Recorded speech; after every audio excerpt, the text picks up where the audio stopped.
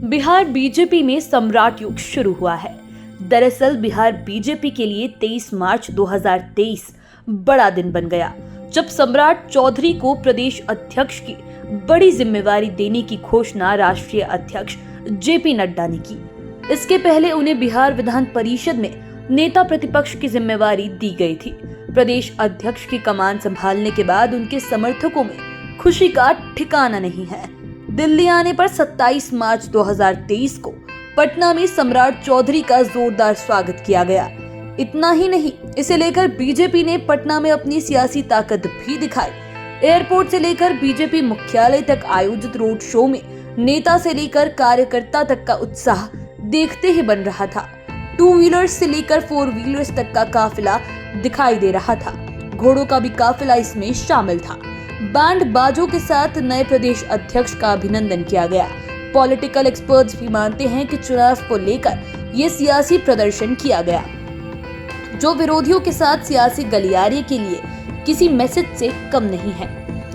ऐसे में आज हम आपको 5 PM के 5 का तड़का में बीजेपी के उन 5 संदेशों को बताएंगे जो पार्टी ने शक्ति प्रदर्शन से दिए हैं। सबसे पहले बात करते हैं 5वें नंबर की। बीजेपी ने पटना में नए प्रदेश अध्यक्ष के बहाने शक्ति प्रदर्शन कर ये बता दिया कि पार्टी को कोई कमजोर ना समझे। दरअसल बिहार में एनडीए सरकार गिरने के बाद से ही लोग बीजेपी को कमजोर समझने लगे थे। लोग उसकी वर्ष 2015 से तुलना करने लगे, क्योंकि 2015 में बिहार की राजनीतिक स्थिति बिल्कुल ऐसी ही थी। उस समय भी जेडीयू ने एनडीए से बाहर होकर आरजेडी से हाथ मिला लिया था और इसका खामियाजा बीजेपी को भुगतना पड़ा था। भारी बहुमत से महागठबंधन की सरकार बनी, तब लोगों को भी लगने लगा कि सच में नीतीश कुमार के बिना बीजेपी काफी कमजोर है। लेकिन इस बार बीजेपी काफी एग्रेसिव मूड में है और उसने अपने शक्ति प्रदर्शन से इसे दिखा भी दिया था। सम्राट चौधरी के जोरदार स्वागत के बहाने बीजेपी ने बता दिया कि बीजेपी को इस बार कोई कमजोर न समझे। अब बात करते हैं 4थे नंबर की। बीजेपी ने पटना में शक्ति प्रदर्शन कर विरोधियों को भी बड़ा मैसेज दिया। दरअसल महागठबंधन की सरकार बनने के बाद बिहार में 2 बड़े पॉलिटिकल इवेंट्स हुए हैं। पहले वाम दलों का राष्ट्रीय स्तरीय महाधिवेशन हुआ और दूसरा सीमांचल में महागठबंधन की महारैली। दोनों ही पॉलिटिकल इवेंट्स में महागठबंधन के तमाम घटक दल शामिल हुए थे। मुख्यमंत्री नीतीश कुमार और उप मुख्यमंत्री तेजस्वी यादव भी शामिल थे। यहां तक कि महागठबंधन की रैली को वीडियो कॉन्फ्रेंसिंग के माध्यम से आरजेडी सुप्रीमो लालू प्रसाद यादव ने भी संबोधित किया था। पटना से लेकर सीमांचल तक में इन नेताओं ने बीजेपी के खिलाफ हुंकार भरी थी। पॉलिटिकल एक्सपर्ट्स की माने तो बीजेपी ने नए प्रदेश अध्यक्ष के स्वागत में आयोजित किए गए रोड शो से विरोधी दलों को ये मैसेज देने का काम किया कि इस बार चुनावी लड़ाई पहले जैसी नहीं होगी, सत्ता पर कब्जा जमाने के लिए होगी। अब बात करते हैं 3रे नंबर की। बीजेपी ने नए प्रदेश अध्यक्ष सम्राट चौधरी के स्वागत में भव्य रोड शो और सभा करके अपने सहयोगी दलों को भी मैसेज देने का काम किया। चाहे सहयोगी दल एनडीए में हो या फिर एनडीए के बाहर, दोनों ही तरह के राजनीतिक दलों को संदेश दिया गया कि बीजेपी अपने दम पर चुनाव लड़ सकती है, सरकार भी बना सकती है। दरअसल एनडीए में फिलहाल बिहार की लोजपा रामविलास और राष्ट्रीय लोजपा शामिल है। लोजपा रामविलास के सुप्रीमो चिराग पासवान तो राष्ट्रीय लोजपा के सुप्रीमो पशुपति कुमार पारस हैं।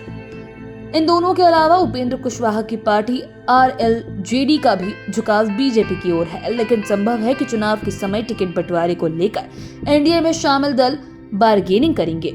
इस बार भाजपा घटक दलों के आगे घुटने टेकने के मूड में नहीं है। इस बार उसकी पुरजोर तैयारी है और नए प्रदेश अध्यक्ष के अभिनंदन समारोह में हजारों समर्थकों को जुटाकर पार्टी ने इसका भी संकेत दिया है। अब बात करते हैं 2रे नंबर की। बीजेपी ने सम्राट चौधरी को प्रदेश अध्यक्ष बनाकर ये मैसेज दिया कि कुशवाहा समाज में इनसे बड़े कोई नेता नहीं है। पॉलिटिकल एक्सपर्ट्स की माने तो बीजेपी पिछले साल से ही सम्राट चौधरी पर फोकस कर रही थी। सम्राट अशोक के जयंती समारोह को पार्टी ने टास्क के रूप में दिया और उस कसौटी पर सम्राट चौधरी खरे उतरे। उन्होंने जयंती समारोह को काफी भव्य तरीके से आयोजित किया। उस कार्यक्रम में बिहार ही नहीं, बिहार के बाहर के भी बीजेपी के दिग्गज नेता शामिल हुए। तभी से कहा जाने लगा कि बीजेपी में सम्राट चौधरी सबसे बड़े कुशवाहा फेस हो गए हैं। इतना ही नहीं, इसका पॉजिटिव इफेक्ट ये रहा कि पूरे बिहार में कुशवाहा समाज की ओर से आयोजित कार्यक्रमों में सम्राट चौधरी को आज गेस्ट के रूप में बुलाया गया। फिर प्रदेश अध्यक्ष की कुर्सी सौंपकर इनके कद पर अपनी मोहर लगा दी गई और जिस तरह इनके स्वागत में पटना एयरपोर्ट से लेकर बीजेपी मुख्यालय तक के लोग जुटे, इससे बीजेपी ये मैसेज देने में सफल साबित हुई कि उसने सही चेहरे पर दांव लगाया है। अब बात करते हैं पहले नंबर की। जिस तरह से बीजेपी ने सम्राट चौधरी को पहले मंत्री, फिर विधान परिषद में नेता प्रतिपक्ष और उसके बाद प्रदेश अध्यक्ष की कमान सौंपी, उससे पॉलिटिकल एक्सपर्ट्स के बीच सीएम फेस को लेकर कयासबाजी तेज हो गई है। लेकिन सम्राट चौधरी के नेतृत्व में पटना की सड़कों पर बीजेपी ने जिस तरह अपना सियासी जोर दिखाया है, अपनी सियासी ताकत दिखाई है, उससे ये संकेत मिलने लगा है। फिर पूर्व प्रदेश अध्यक्ष संजय जायसवाल ने स्वागत समारोह के दौरान कहा भी कि 2024 और 2025 में सम्राट चौधरी के नेतृत्व में बड़ी लड़ाई होगी और बिहार में सत्ता भी हासिल की जाएगी। कुछ इस तरह का संबोधन केंद्रीय गृह राज्य मंत्री नित्यानंद राय का भी रहा। पॉलिटिकल एक्सपर्ट्स की माने तो सम्राट चौधरी के स्वागत में बीजेपी के तमाम बड़े नेता जुट गए थे। इससे भी संकेत मिलने लगा कि आने वाले दिनों में वे सीएम फेस हो सकते हैं। इसे लेकर अंदर खाने में भी हलचल तेज है, लेकिन इस पर कोई मुंह खोलने को तैयार नहीं। आप बाकी के वीडियोस के लिए चैनल के साथ बने रहें। अगर इस वीडियो को फेसबुक पर देख रहे हैं तो पेज को लाइक करें, यूट्यूब पर देख रहे हैं तो चैनल को सब्सक्राइब करें। धन्यवाद।